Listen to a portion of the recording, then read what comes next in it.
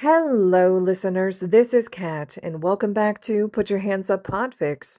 This will be the continuation of Innocent Until Proven Guilty. This will be Part 9, Chapter 9, entitled Peaceful Afternoon. On the walk back to the dorms with Aizawa-sensei, Izuku remained quiet. Nezu's words gave him a lot to think about. Since you are now a ward of UA, and given what's come to light, a few things will need to occur. For starters, you mentioned your grades and your need to underperform academically. Midoriya-kun, you will no longer be underperforming. In fact, you will be taking an IQ test administered by myself to better assess your academic level. If the results match what I've seen displayed by your analysis, I will propose a revised schedule, and we'll discuss this more with you once we've concluded your assessment. Honestly, this didn't worry Izuku at all. He was rather excited for an opportunity to no longer hide his skills. Nezu was one of the smartest beings in the world, so he clearly values intelligence and knowledge. What did concern Izuku were the other changes the principal explained. Now, with regard to your status as a ward of this school, seeing as you will no longer return to your home off of school grounds, you will need a better standard of home than the student dorms. That being said, you will be moved to an apartment much like the ones your teachers have. In fact, we have one that is currently not being used at all, directly across from your homeroom teacher on the top floor of the 1A Heights Alliance building. This is non-negotiable, and this move will take place today. The apartment, Izuku thought, was a relief. Not going home to his mom's place anymore was great, but knowing that he could separate a bit from his classmates was what really made him happy. This past week, he hardly slept, knowing they were in the surrounding rooms. He would shower in the middle of the night to avoid running into them. Hell, he would even skip meals, so he didn't have to go into the kitchen. He didn't care that he was innocent, and they were soon to get proof. He didn't want to see them outside of absolute necessity. Having a space of his own would be perfect. Maybe Shouta would be open to spending time there too. So yeah, the apartment was fine with Izuku. Lastly, you will need a teacher here to act as a guardian. While you are a ward of this school, we as an institution will have responsibility to you. However, it is imperative you have a guardian in place for support as well. I will not have you make this decision today. You may take time to choose, but I would like an answer as soon as possible. A guardian? Who could he ask? Nezu made it sound like it was all his decision, but surely he should ask someone first, right? While he had a respect for all his teachers as heroes, there were a few teachers he could rule out right away. He didn't know Cementos, Snipe, Ectoplasm, or 13 well enough to ask that of them, and to be completely honest, he wouldn't be comfortable with it either. Power Loader had enough trouble dealing with Mei on a day-to-day basis. Izuku didn't want to add to his plate at all. And he would rather break all the bones in his body than make Vlad-sensei his guardian. No explanation needed there. Midnight Sensei wasn't so bad. Izuku had always liked her class, and he knew her hero persona was just that, a persona. Plus, Aizawa-sensei seemed to trust her. But a part of him still didn't think it would be a good idea. All Might was already Izuku's mentor, and while he could trust him more than most adults, he knew the man had a lot of health complications.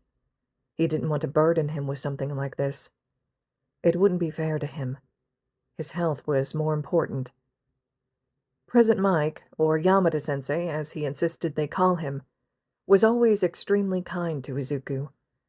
This past week, he worked so hard to try to make Izuku comfortable in class, despite the glaring and tense atmosphere from his classmates. It could work, but... Izuku flicked his gaze to the side, at the man walking beside him. His hands were in the pockets of his jumpsuit. At first glance, he may appear to be relaxed, but Izuku could tell he was tense. He was likely still processing everything from Nezu's office as well. Aizawa-sensei knew everything now. A part of him was terrified of that. The other part of him was relieved. He trusted Aizawa a lot, more than he thought possible. He used to be terrified of the man, that he was going to revoke his decision to not expel him from the first day at any point. He understood him better now, though. Aizawa cared about their well-being, and didn't want them going into heroics unprepared. If he thought anyone wasn't taking things seriously or weren't cut out for it, he'd rather cut them loose now and save their lives by doing so. Not only that, but Aizawa had been willing to put his life on the line for them at the USJ with no hesitation. Izuku respected him for that. What really surprised him, though, was the past week and how his sensei had been so supportive.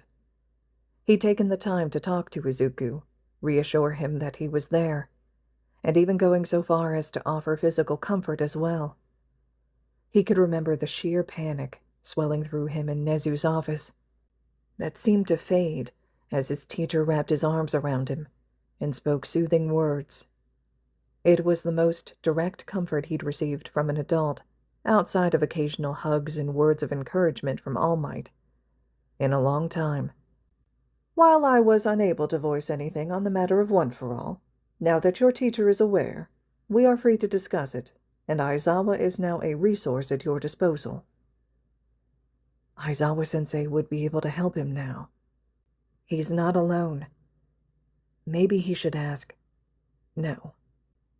He has time to figure out this guardian issue later. You really did all this to help the boy, didn't you? Naomasa asked, while gathering his things. They'd just finalized all the paperwork to have Midoriya set up as a ward at UA.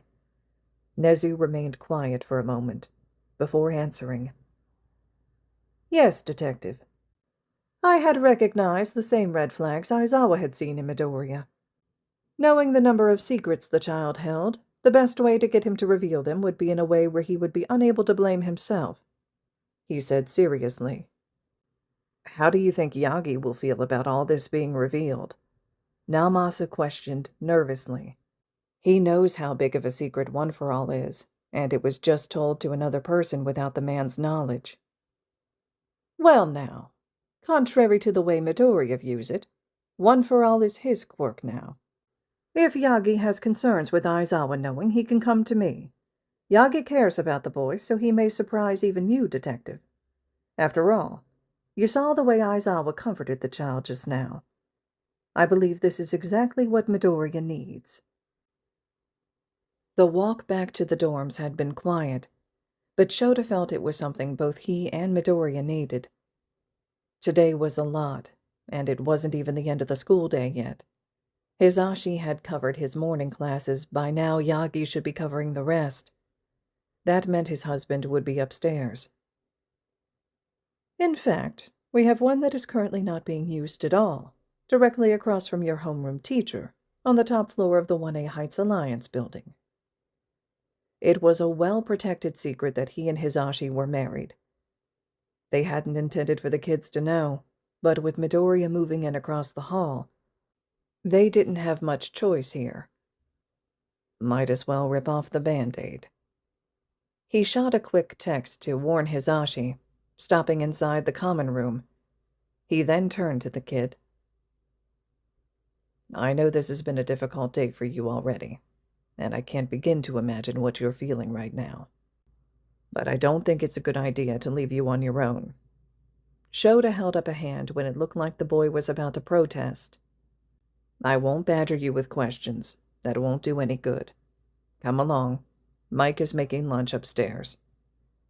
Leaving no room for argument and offering absolutely no explanation for what Hisashi would be doing making food in his apartment, he turned back around and headed for the elevator.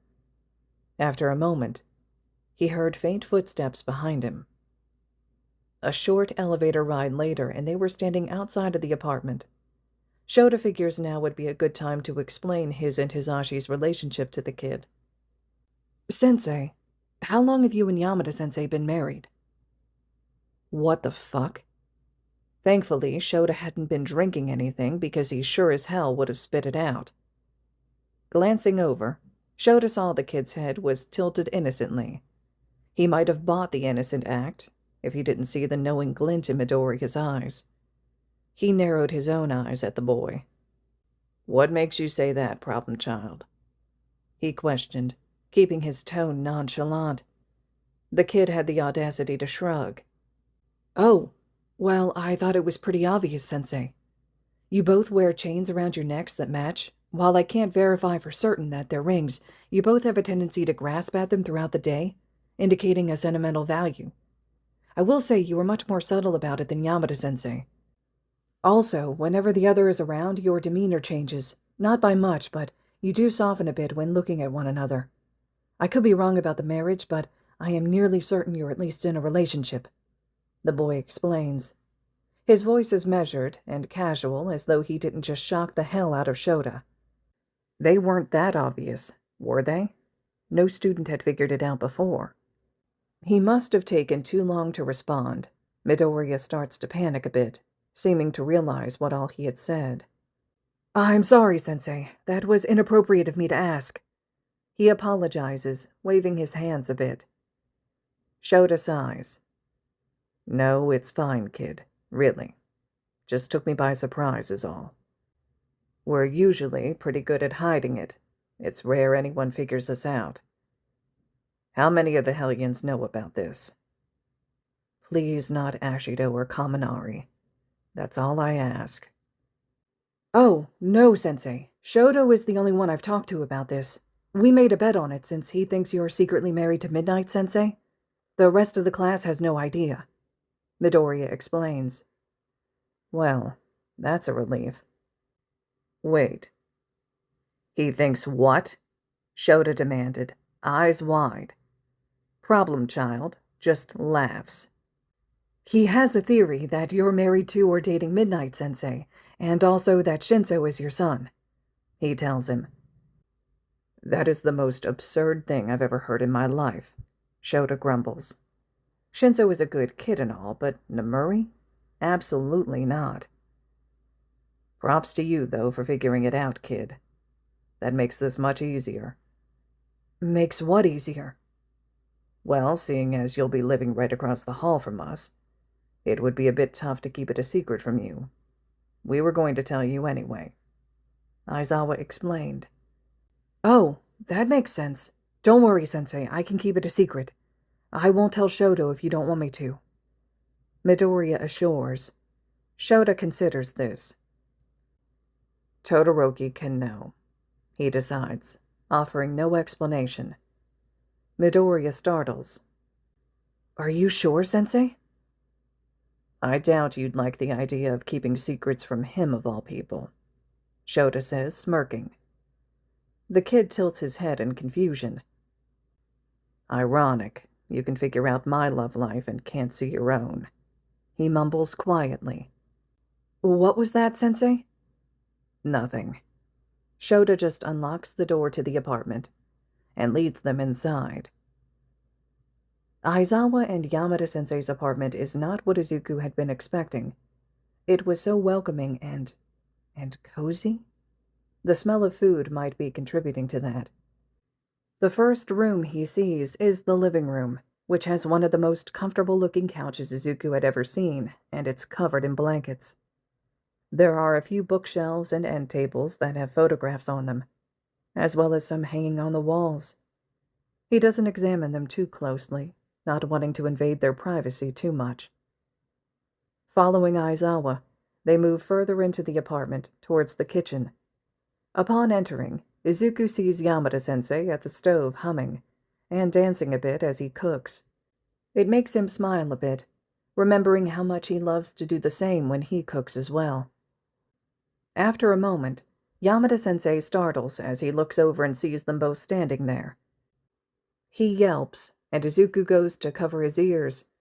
When no ear-shattering noise happens, he looks over to see Aizawa-sensei has his hair raised.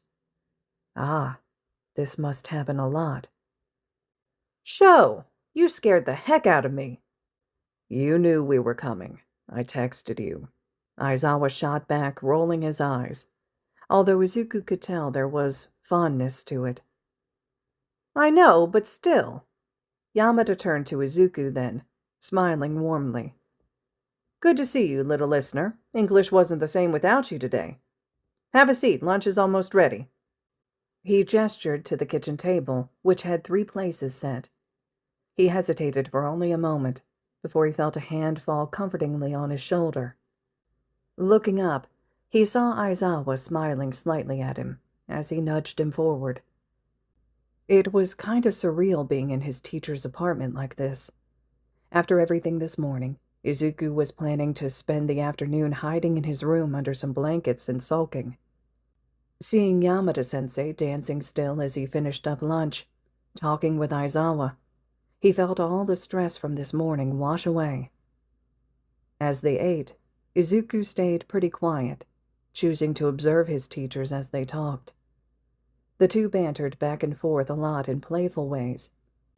While Yamada-sensei had always been loud and outgoing in class, he's more muted and calmer at home.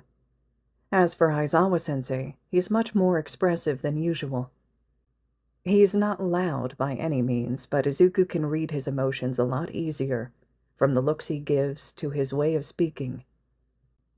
After lunch is finished, Izuku insists on helping with the dishes. Aizawa concedes that they can do them together, since it's usually his responsibility. While they work, Aizawa tells him that he and Detective Tsukauchi will be talking to the class in a bit. He panics slightly upon hearing this, but Aizawa tells him he'd like him to stay up here in the apartment with Yamada-sensei. Izuku agrees immediately, wanting any excuse to avoid going near his classmates. The rest of the afternoon is spent sitting in the living room. The teachers spend their time grading, while Izuku borrows a book to read from their shelves upon their insistence. It's peaceful. He hasn't been this relaxed in who knows how long. So much better than sulking in his room. All right, listeners. This concludes Chapter 9 of Innocent Until Proven Guilty.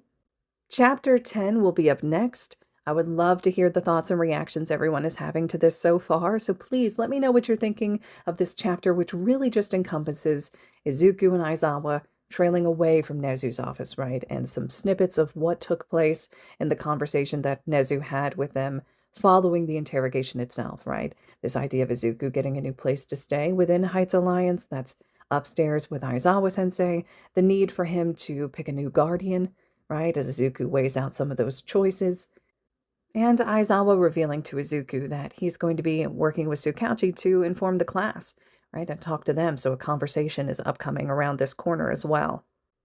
So once again, drop those comments below for me, let me know your reactions, and as always, thank you all so much for listening.